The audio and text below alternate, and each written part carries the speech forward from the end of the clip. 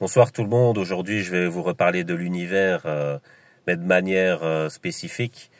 J'ai eu du mal à trouver un titre pour cette vidéo, je vous avoue, mais à la fin j'ai comme trouvé. À mon avis, je vais mettre schéma primordial de l'univers au singulier. Je vais vous expliquer pourquoi par la suite.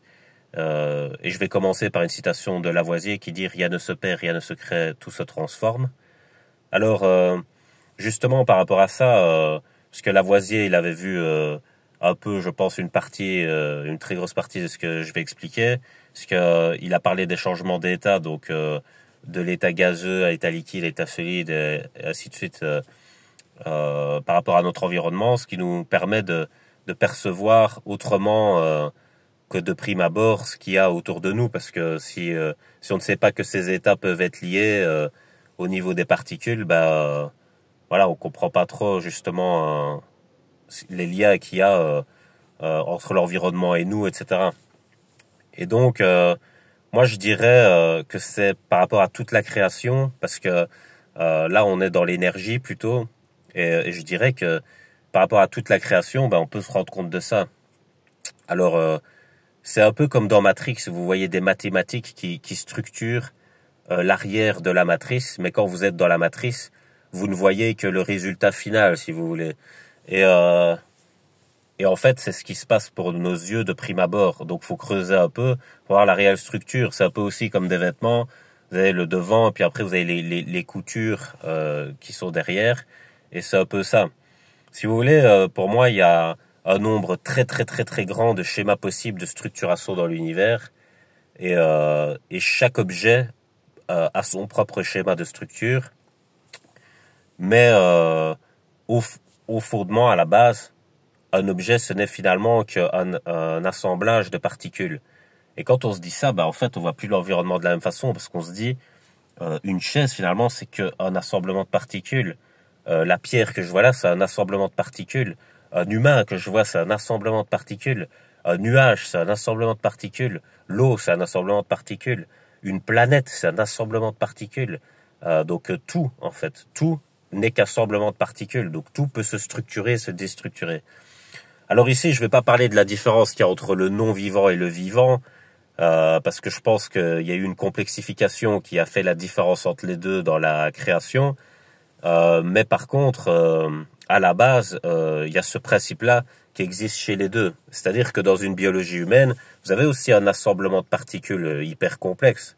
Je vous l'accorde, mais c'est quand même ça la base. Et donc, vous avez une certaine interactivité entre les particules qui permet l'état de l'être humain. Parce que vous êtes un état, c'est-à-dire que vous êtes, on va dire, un sujet parce que vous êtes vivant, mais vous êtes un objet dans le sens, vous êtes matérialisé. Et donc, on dit aussi un état d'esprit parce que votre cerveau a une matérialité dans les interactions que les particules ont entre elles.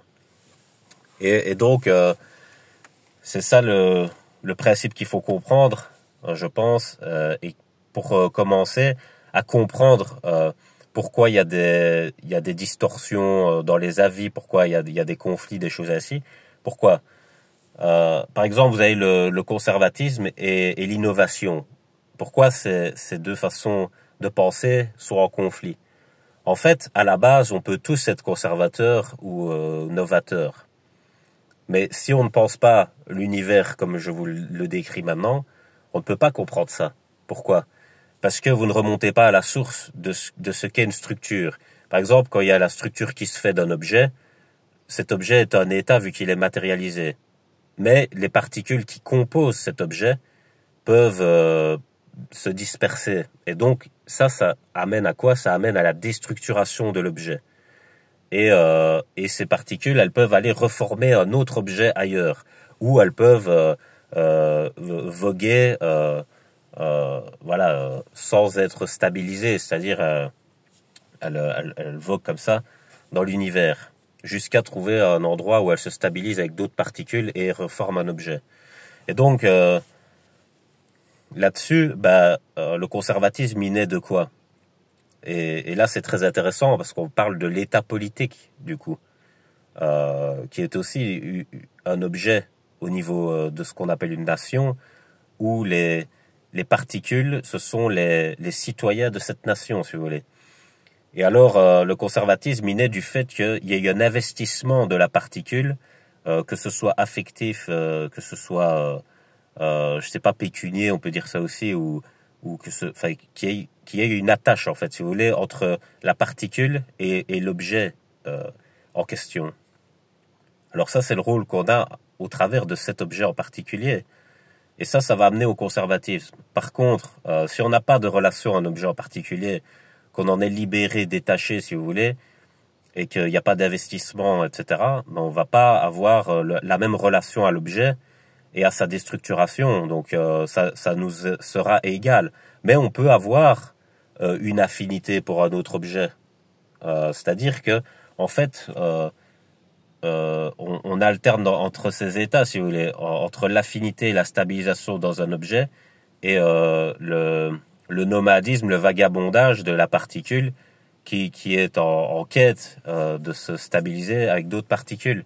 Et donc, voilà, nous-mêmes, en tant qu'êtres humains, ben on fonctionne un peu comme ça. Et dans l'univers, on peut voir tout fonctionne comme ça, d'une certaine façon. Et c'est ça qu'il est intéressant de voir, parce que si vous regardez l'environnement de prime abord, ben vous allez voir quoi? Vous allez voir, je sais pas, vous allez voir un arbre, vous allez voir une voiture, vous allez voir une chaise, vous allez voir des gens, vous allez voir, voilà, tout ça, c'est de prime abord, ça vous saute aux yeux. Mais par contre, imaginez, vous voyez que ce sont que des amas de particules.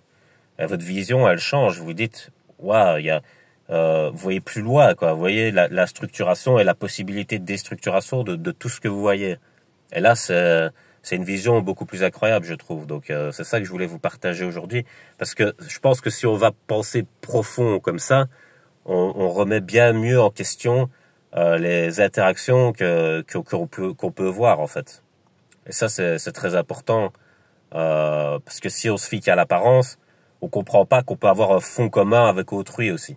Et qu'on peut pas comprendre la vie d'autrui sur certains sujets, parce qu'on ne se comprend même pas soi-même d'une certaine façon.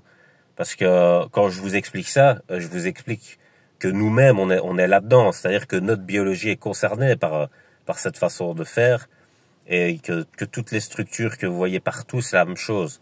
Et donc, il y a toujours cette peur de déstructuration de ce qu'on aime, et cette volonté de structuration, par exemple, de ce qu'on pourrait aimer, donc d'un rêve.